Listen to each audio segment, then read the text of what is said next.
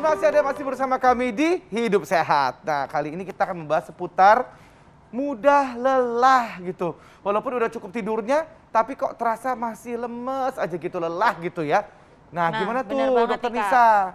Itu banyak banget kayaknya dirasain dengan pemirsa di rumah deh. Kadang-kadang aku juga pernah ngerasain. Nah, untuk itu kita sudah bersama dengan Dokter Ahmad Faris, spesialis penyakit dalam. Halo dokter. Halo, selamat pagi Mas Indra. Kabar dok. Pagi, Nah dokter, ini kan kita mau ngebahas mengenai mudah lelah. Kira-kira berbahaya nggak sih untuk kesehatan? Fakta mitos yang pertama nih dok, terlalu banyak asupan karbohidrat justru membuat lelah sepanjang hari. Ini fakta atau mitos? Oke, yang pertama ini fakta. Fakta? Ya. Oh gitu. Jadi bukan berarti kita, kalau kita ngomong otomotif ya, bukan berarti kita nambahin bahan bakar itu semakin kenceng misalkan gitu. Tapi justru tubuh kita selalu bicara tentang keseimbangan. Pada saat kita berlebih, ujungnya adalah apakah yang dimasukkan itu dapat digunakan secara maksimal atau tidak. Nah, jadi kalau misalkan yang masuknya berlebih tapi tidak dapat digunakan secara maksimal, nah yang sisanya ini akan menjadi gampangannya jadi buangan ya, buangan tubuh, sisa metabolisme namanya. Nah, ini justru menjadi beban metabolisme tubuh sehingga memunculkan rasa lelah. Itu contohnya seperti apa dok? Itu misalnya kayak apa, kita makan nasi pagi-pagi itu karena sarapan asupannya atau seperti apa dok? Membuat. Jadi kalau kita bicara terlalu banyak asupan, itu kita bicara nanti misalnya kita bicara makanan ya, makanan yang langsung banyak itu tidak dapat diproses semuanya sekaligus. Kalau misalnya kita bicara jangka panjang, itu nanti kita bicara misalkan pada kondisi penyakit diabetes salah satunya ya. Di mana asupan yang terus-menerus, kondisi kadar gula yang tinggi terus-menerus itu ternyata tidak baik untuk tubuh dan tidak dapat digunakan secara maksimal oleh tubuh. Jadi tetap salah satu nanti gejalanya ya mudah lelah. Begitu baik. Nah dok, mungkin ini juga mungkin yang dipikirkan masyarakat ya dok. Jadi kalau misalnya habis makan banyak gitu, terkadang suka ngantuk. Nah seperti itu ya dok ya contohnya ya. Salah satunya itu jadi. Tapi itu sebanyak hari bisa dok? Kalau kita bicara one shot ya, jadi sesekali ya itu pun dampaknya sesekali. Jadi misalkan itu kalau kita bicara asupan berarti 4 sampai 6 jam, bisa prolong sampai memanjang sampai 8 jam. Tapi kalau misalnya kita bicara yang tadi terus-menerus menjadi pola hidup, nah itu yang akhirnya malah bisa jadi permanen atau persisten pada kondisi tubuh itu. Oke, baik dok. Nah, yang selama ini suka diabaikan misalnya kayak alergi dok. Nah, ini fakta atau mitos dok? Ini alergi terhadap makanan tertentu itu bisa membuat cepat lelah. Fakta atau mitos tuh dok? Ya, bisa jadi fakta. Bisa jadi fakta. Jadi hanya pada kondisi tertentu ya. Itu pun. Jadi kalau misalkan ada alergi yang menyangkut pada gejala di saluran nafas, ya, sehingga membutuhkan daya usaha tubuh lebih untuk bisa mengambil oksigen ya dari tubuh. Jadi sebagian besar itu gejala alergi itu terkait dengan saluran nafas. Ada yang saluran cerna. Ya. Ini kalau misalkan gejalanya terkait dengan saluran nafas sehingga dia memunculkan sesak atau bahkan misalkan alerginya ini memicu reaksi peradangan di tubuh di saluran nafas yang cukup berat sehingga menyebabkan sedikit penyumbatan pada saluran nafas. Itu pun akhirnya membuat orang tersebut menjadi sesak nafas ya. Sebenarnya lebih munculnya karena sakit ya dok ya. Baik. Oke, nah ini ada fakta mitos lagi nih dok. Penyakit gagal jantung bisa membuat penderitanya merasa sangat kelelahan walau hanya melakukan aktivitas ringan. Ini fakta atau mitos? Fakta banget, pakai banget sekarang. Oh iya, pakai banget ya, fakta banget itu ya. Ya, jadi kita kalau bicara lelah, itu kita bicara energi, kita bicara pasokan oksigen ya, oksigen tubuh. Nah, kalau misalnya kita bicara gagal jantung, berarti ini kan pabrik yang mompa, yang ngedorong oksigen, ngedorong makanan yang ada di dalam darah, itu juga terhambat. Yang harusnya kecepatannya 100 km per jam, ini cuma 20 km per jam misalkan gitu. Akhirnya untuk jalan 50 meter misalkan, biasanya itu bisa ditempuh dengan tanpa hambatan, ini akhirnya jantung harus kenceng. Akibat kerja jantung yang begitu kencang, gitu, akhirnya muncul kelelahan. Ya, jadi kelelahan bisa juga akibat dari penyakit jantung. Tentunya nanti gejala penyertanya, gejala sampingannya ya. Tidak semua sesak ini, oh ini jangan-jangan jantung misalnya. Enggak selalu Nggak ya selalu, dok. ya. Nah, bagaimana dengan berat badan dok? Ini pertanyaan dari masyarakat nih dok. Katanya kalau berat badannya kelebihan itu ya dok, itu dapat membuat mudah lelah. Fakta atau mitos dok? Ya, fakta. Yang kedua, mudah lapar juga. Udah baper juga benar-benar. Ya, kalau misal kita bicara obesitas jelas atau kegemukan itu kita jelas bicara tentang beban tubuh ya. Kalau tadi kita bicara di gejala gagal jantung ya atau payah jantung itu karena mesinnya yang kelelahan. Kalau ini kan misal jantung oke, yang lain oke, tapi beban yang harus ditopang oleh tubuh itu jadi tinggi. Otomatis ya akhirnya kebutuhannya tinggi oksigen, energinya juga lebih tinggi gitu. Nah akhirnya tubuh memacu. Nah dalam kondisi tubuh memacu ini, kalau kita bicara gejala ya salah satunya kelelahan. Oke, nah nih dok ada juga pertanyaan masyarakat selanjutnya nih dok.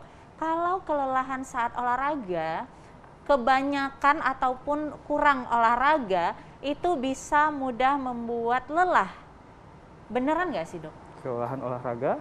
Jadi kelebihan olahraga, ya. Lelah seharian gitu. Terus misalnya kurang olahraga, misalnya nggak pernah olahraga gitu. Jadi apakah itu bisa membuat seorang tuh bisa lelah terus-terusan? Nah itu gimana dok?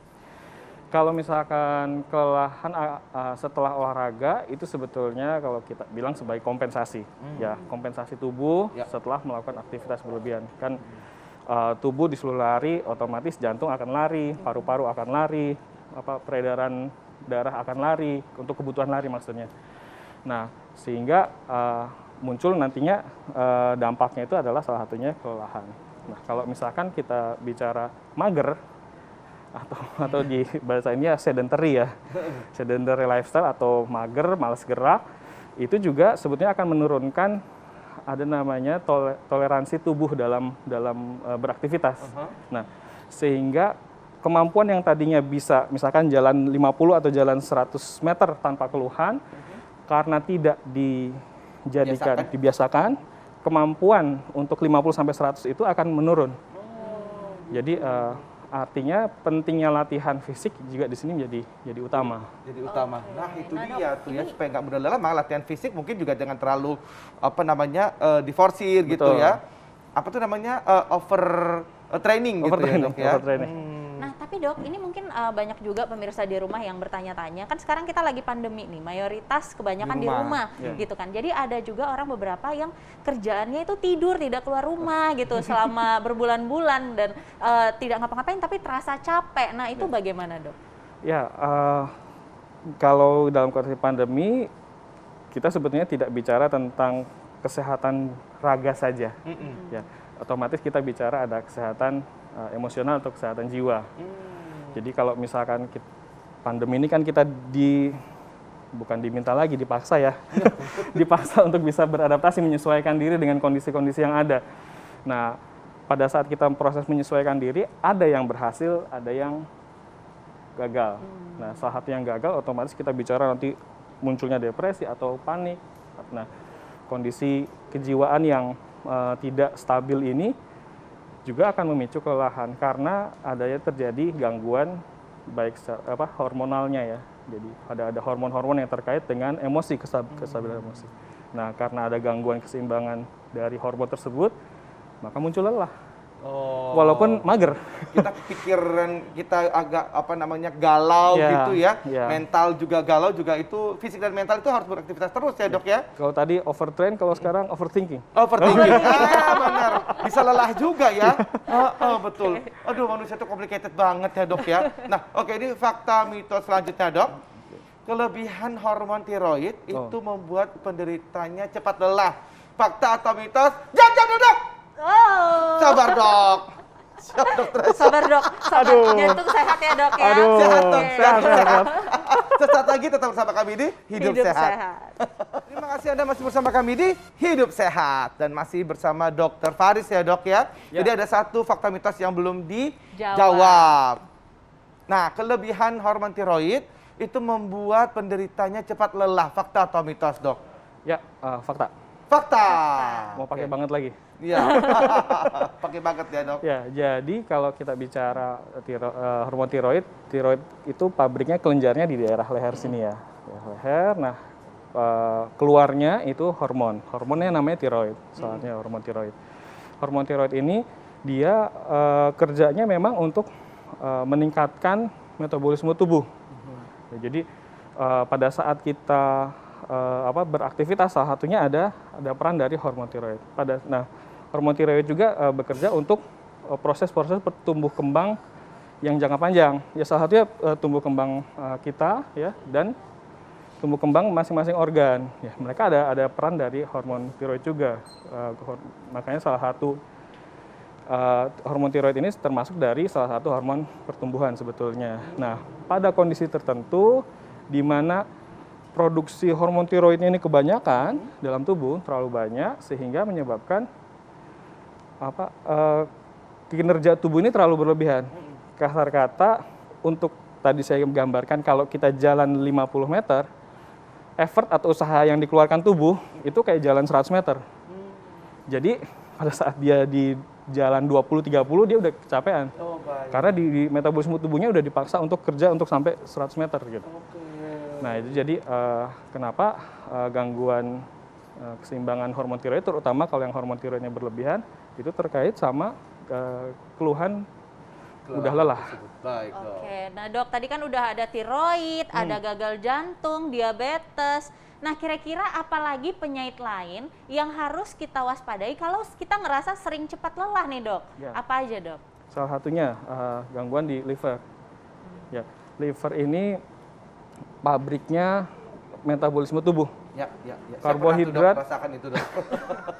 Liver itu.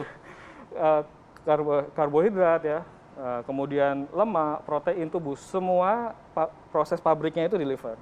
Nah, pada saat ada masalah dengan liver, maka proses metabolisme itu antara akan terlalu berlebihan, kayak tadi ceritanya hormon tiroid, atau kekurangan. Ya. Nah, akhirnya banyak yang dibuang, banyak yang tidak dipakai. Kayak cerita yang pertama tadi. Nah, jadi dengan begitu, kalau misalnya ada masalah di liver, otomatis metabolismenya jadi tidak efektif. Kalau metabolisme tidak efektif, energi yang dikeluarkan, yang bisa dipakai juga tidak efektif. Akhirnya, kalau misalnya kita bicara aktivitas, maka banyak sekali hambatan-hambatan aktivitas. Munculnya lagi-lagi lelah. Oke, baik, Dok. baik. Terima kasih banyak, Dok, Terima atas kasih, informasinya, Dr. Dr. Faris. Jadi kita memang perlu waspada ya, kalau memang mungkin kita sudah merasa lelah, gampang lelah, silakan saja langsung diperiksakan diri Anda ke dokter. Iya, benar banget. Ini sekaligus menutup perjumpaan kita nih, Dokter Kak Indra. Sudah 1 jam kita menemani pemirsa di rumah. Jangan lupa saksikan Hidup Sehat setiap hari Senin sampai Jumat jam 9 pagi hanya di TV One. Dan jangan lupa kalau Anda ketinggalan untuk informasi kali ini, Anda bisa saksikan juga di laman tv1news.com. Saya Indra Bekti. Saya Dr. Tengku Anissa. Indonesia hidup sehat. Bye-bye. Terima kasih, Dok.